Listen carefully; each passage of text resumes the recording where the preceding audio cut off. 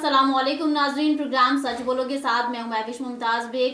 नाजरीन, अगर मौजूदा सियासी सूरत हाल की बात करें तो सियासी सूरत हाल जो है वो कुछ किसी और सिमत ही जो है इस वक्त जा रही है। अभी किस सिमत में हमारी सियासत जा रही है, सियासतदान कर क्या रहे हैं, खैर इस हवाले से तो इस प्रोग्राम में हम बात करते ही आए हैं।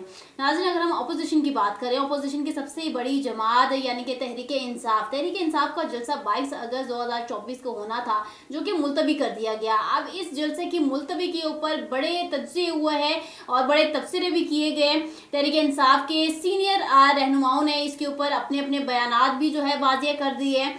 बानी तहरीक इंसाफ का बयान भी बड़े ही वाज़ेह अंदाज में पेश कर दिया गया, लेकिन उसके बाद भी तहरीक इंसाफ का जो ये जलसा मुलतवी हुआ है, बारहा इसके ऊपर सवालात अभी भी बाकी हैं। साथ ही नाज़रीन, अगर हम बात करें अलीमा खान की, जो कि हमशीरा हैं इमरान खान साहब की, तो वो अमली मैदान में, अमली सियासी तौर पर जो है वो मैदान में आ चुकी हैं। और एक जो अमली सियासत में कदम रखना क्या मायने रखता है, इसका मतलब क्या होता है, नाज़रीन आज इसी हवाले से प्रोग्राम में बात करेंगे। तहरीक इंसाफ के अंदर की जो दरारें पैदा हो गई हैं या जो ग्रुप्स बन गई हैं, और क्या वाकई अब तहरीक इंसाफ भी अंदर से मुत्तहिद नहीं रही।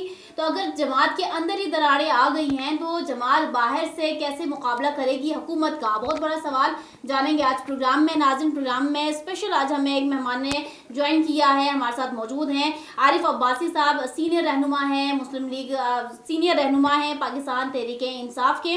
और साथ ही हमें चौधरी आसिफ साहब ने भी ज्वाइन किया है, सीनियर रहनुमा हैं पाकिस्तान पीपल्स पार्टी के। सबसे पहले तो आरिफ साहब को प्रोग्राम में खुशामदीद कहेंगे। अस्सलाम वालेकुम आरिफ साहब।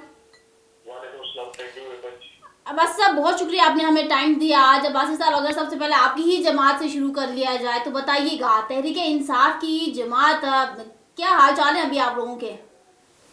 देखिए, हम तो एक ऐसी स्ट्रगल में, जदोजहद में लगे हुए हैं जिसका मकसद तकमील पाकिस्तान है, आइन की बालादस्ती, कॉन्स्टिट्यूशन की इम्प्लीमेंट और will of the peoples.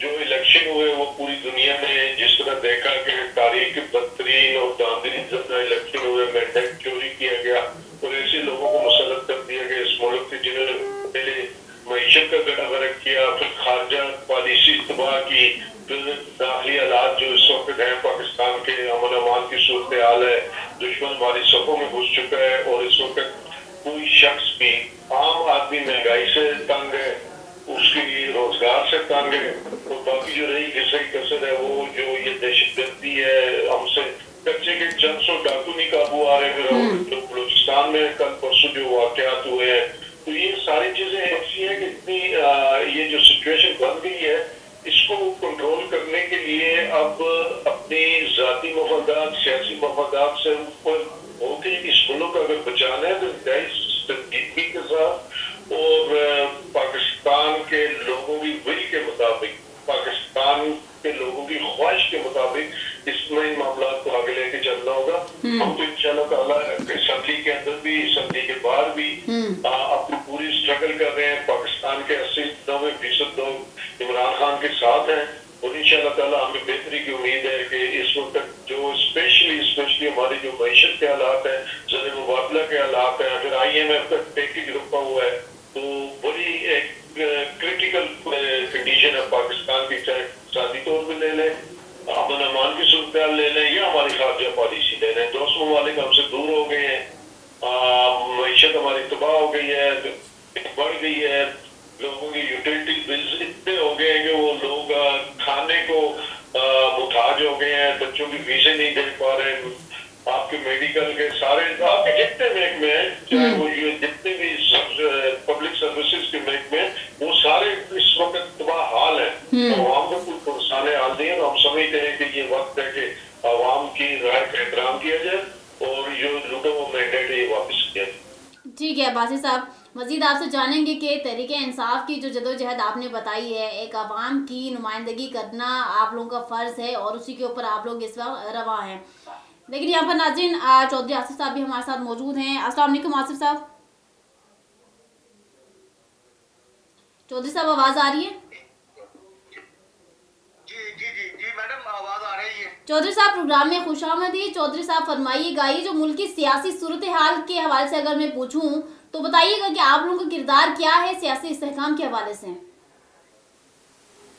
Madam पहले नंबर पे तो मैं आपका शुक्रिया अदा करता हूँ कि आपने मुझे मौका दिया है।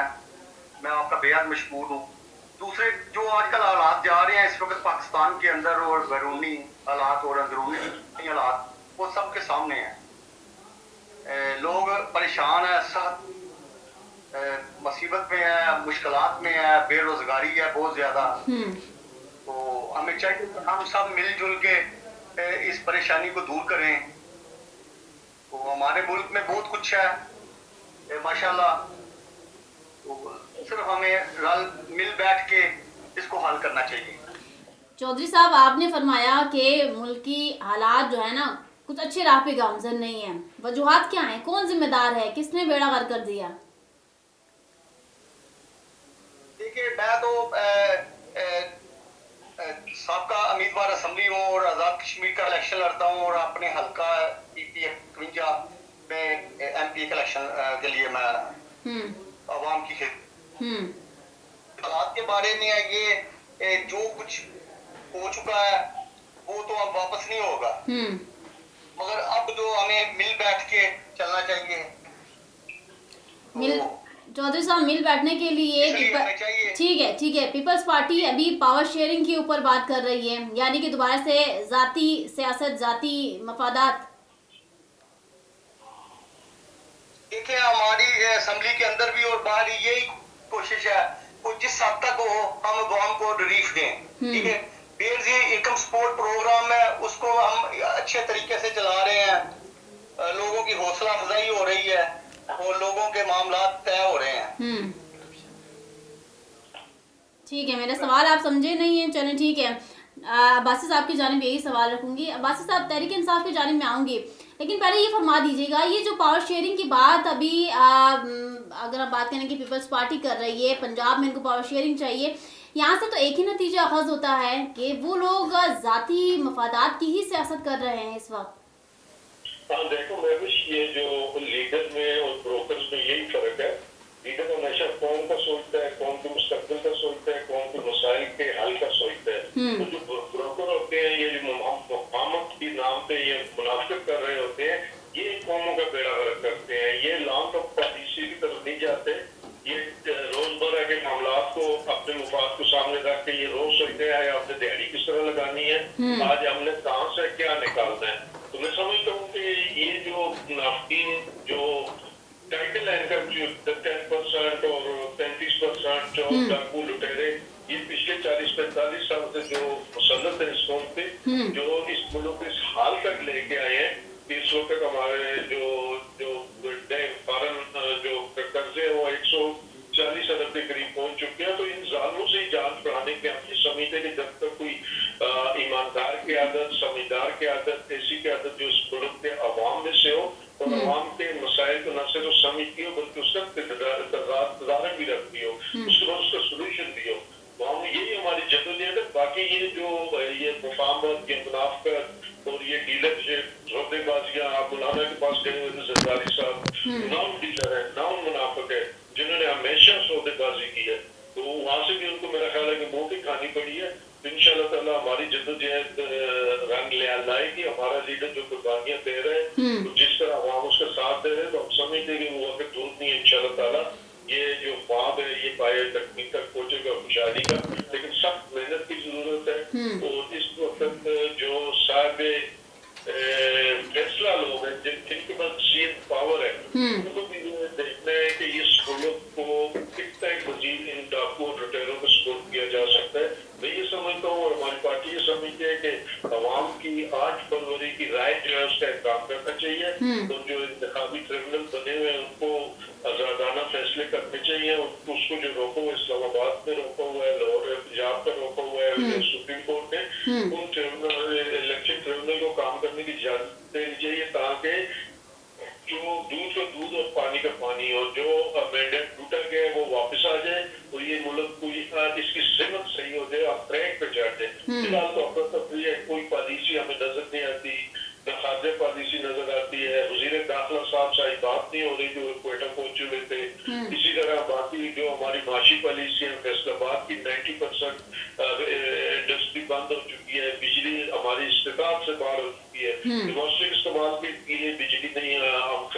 जो कमर्शियल या जो इंडस्ट्रियल यूज है उसका तो वो बंद ही करनी उन्होंने, जब वो बिल ही नहीं पे कर पाएंगे।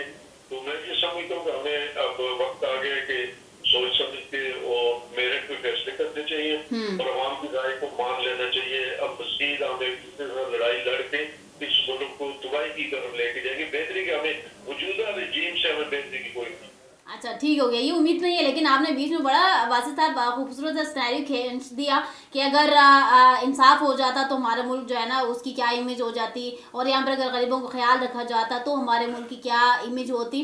तो ये सुन के बड़ा अच्छा लग रहा था एक, और उम्मीद ही करते हैं कि चलें ये सियासी जमातें, चूँकि आप लोग भी एक बहुत बड़ी सियासी जमात हैं और जो मुल्क के खुदादात पे बस खुदा रहम ही करें। अब मुझे ये फरमा दीजिएगा कि क्या आप ये बात मानते हैं कि लीडर किसी के आगे झुकता नहीं है? नहीं, देखिए लीडर का मकसद जो होता है ना, उसका एक मिशन होता है, उसका एक मकसद होता है, उसका विजन होती है, उसका एक सोच और नजरिया होता है। अगर लीडर कॉम्प्रोमाइज करना शुरू कर दे तो फिर तो वो लीडर तो ना हो, वो तो डीलर हो गया। चले आप इस बात को अगर मानते हैं तो मैं फिर वापस आप लोगों की जानिब बढ़ जाती हूँ। आपकी बात है, आपने कही, आपकी ज़बानी है कि अगर लीडर जो है वो झुक जाए या उसका एक जो मिशन है उसके ऊपर ना गमजन हो तो ऑब्वियसली फिर वो लीडर तो नहीं कह रहा था। तो ये जो इमरान खान साहब ने 22 अगस्त का जलसा जो मुलतवी करवा दिया, इसके ऊपर आप लोगों की पूरी जमात, कारकुन और इसके अलावा गरीब आवाम भी, चूँकि जिनको आपके ऊपर ट्रस्ट है, आपकी जमात के ऊपर ट्रस्ट है, सब चल पड़े इसी उम्मीद के साथ कि ये जलसा बड़ा कामयाब होगा, और वासिफ साहब जलसा मुलतवी कर दिया अचानक से। देखिए वो हालात इस किस्म के बन गए थे कि आपकी टॉप प्रायोरिटी जो होती है ना वो इस मुल्क का इस्तेकाम होता है और आम लोगों की जान और माल होती है।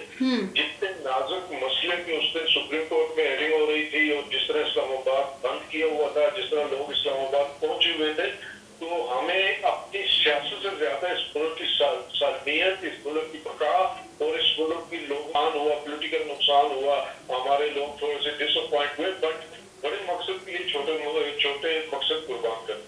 ठीक है, तो अगला जलसा जो है वो 8 सितंबर को मुलतवी होगा? नहीं, 8 सितंबर को तो होगा जी। 8 सितंबर को तो इंशाल्लाह अल्लाह का हुक्म हुआ तो अल्लाह की तरफ से कोई ऐसी चीज ना हुई तो इंशाल्लाह ताला दुनिया की कोई ताकत 8 सितंबर का जलसा हमारा नहीं रोक सकती। यानी कि 8 सितंबर को हर हाल में आप लोगों ने जलसा करना है, ये आप लोगों ने अहद कर लिया गया है। ठीक हो गया। अच्छा, इस जलसे का मकसद क्या होगा, एजेंडा क्या होगा वासिफ साहब? एजेंडा तो ऑब्वियसली बड़ा क्लियर है कि सुपरमेसी ऑफ द कॉन्स्टिट्यूशन, आइन की बालादस्ती, अदलिया की आजादी, महंगाई, बेरोजगारी, अवाम के मसाइल, जो खान साहब के साथ नाइंसाफी हो रही है, मैंडेट की वापसी, मल्टीपर्पज जनता, ये इसमें सुप्रीम की जो है वो जो कॉन्स्टिट्यूशन की बालादस्ती है, आइन की बालादस्ती है, उसके लिए है। जब आइन हमारा बहाल हो जाएगा, आइन के मुताबिक काम होने शुरू हो जाएंगे, बाकी नीचे वाले जो मसाइल है वो खुद ब खुद इंशाल्लाह ताला हल हो। चलें ठीक है। तो वासिफ साहब लास्ट में जाते जाते ये फरमाइएगा कि ये जो अपोजिशन का ग्रैंड अलायंस का बारहा जिक्र किया जा रहा था, ये ग्रैंड अलायंस की क्या अभी मौजूदा सूरत हाल है और इसमें कौन कौन सी जमातें मजीद आ सकती हैं? देखिए, ग्रैंड अलायंस को इलेक्शन अलायंस नहीं था।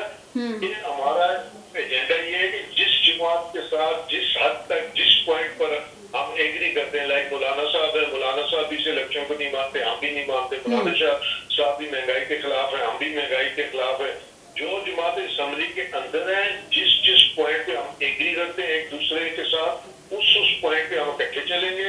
हमारा मंशूर, हमारा नजरिया, हमारी फिक्र, हम इलादा है, बाकी जमातें भी मौलाना साहब की इलादा है, बाकी सुन्नियत अहल हमारे साथ है। तो इस तरह हम दूसरी जो जमातें हमारे साथ है, हम हर जमात के साथ उस हद तक चलेंगे जिस हद तक हम एग्री करते हैं एक दूसरे के पॉइंट।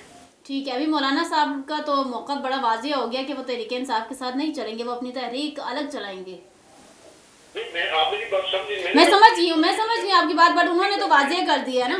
इलेक्शन के मामले पे हम एग्री कर रहे हैं एक दूसरे के साथ, असेंबली के अंदर भी, असेंबली के बाहर भी।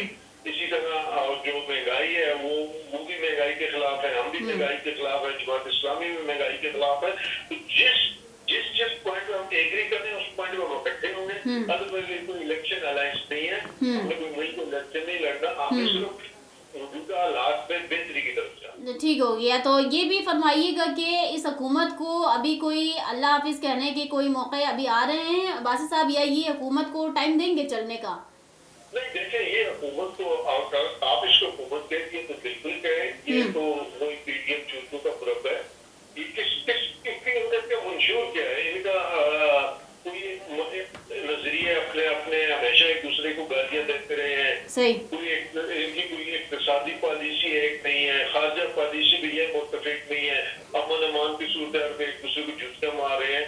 ये हुकूमत तो नहीं है, ये एक आर्जी इंतजाम है। जब तक डंडे के जोर पे चला सकते चलाएंगे, लेकिन हम तो इंशाल्लाह ताला समझते हैं कि ये बहुत लंबा अर्सा नहीं है। ठीक है, बहुत शुक्रिया अब्बासी साहब आपका हमें वक्त देने का। और नाज़रीन, यहाँ पर आरिफ अब्बासी साहब हमारे साथ मौजूद थे, जिनकी गुफ्तगू आपने सुनी। तहरीक इंसाफ आगे क्या करने जा रही है? एक जलसा 22 अगस्त 2024 को मुलतवी हो गया और कहा यह भी जा रहा था कि अब जलसा जो है वो मुकम्मल तौर पर मनसूख हुआ है। अब अब्बासी साहब ने कहा कि 8 सितंबर को हर हालत में जलसा होगा। और ये जो जलसा है, अब क्या वाकई अब आवाम ये अंदाज़ा लगा ले कि अगर 22 अगस्त को जितनी तैयारियां थी, जितनी ज़ोर शोर के साथ इन्होंने हर तरह से कहा, हालांकि वज़ीर आला केपी ने तो इस हद तक कहा कि अगर जलसा ना किया गया, यानी कि अगर जो हम बात कर रहे हैं उसके ऊपर हम पूरा ना उतरे तो मैं सियासत छोड़ दूंगा। लेकिन ये भी बातें नाज़रीन सियासी ही होती हैं, कहाँ वो अपनी कुर्सी छोड़ेंगे। ना सिर्फ केपी वज़ीर आला केपी बल्कि कोई भी अपनी कुर्सी छोड़ने को तैयार नहीं होता। अब देखना ये है कि 8 सितंबर को जलसा होगा, ये जलसा दोबारा मुलतवी होगा। नाज़रीन, इसी के साथ मुझे दीजिए इजाज़त। इंशाल्लाह नेक्स्ट प्रोग्राम में दोबारा हाजिर होंगे, तब तक के लिए अल्लाह हाफ़िज़।